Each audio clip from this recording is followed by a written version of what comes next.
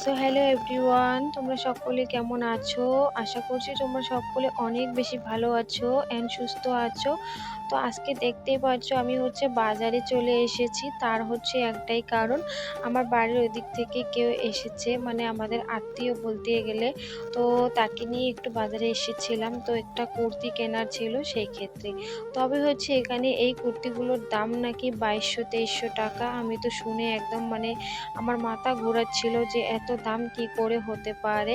মনে হয় যেন টাকা কামানোর কোনো কষ্টই হয় না, তার জন্য এরা এত বেশি দাম যাচ্ছে। যতই হোক ওরা শিলিগুড়ির থেকে নিয়ে এসে এদিকে বিক্রি করে, তো সেই ক্ষেত্রে কিন্তু একটু দামটা বেশি হবে। তবে এতটা বেশি, এটা একদম আমার ভাবনা চিন্তার বাইরেই ছিল।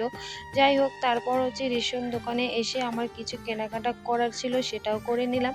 এখন বাড়ি যাওয়ার পালা। তোমাদের কাছে ব্লগটা কেমন লেগেছে অবশ্যই জানাবে।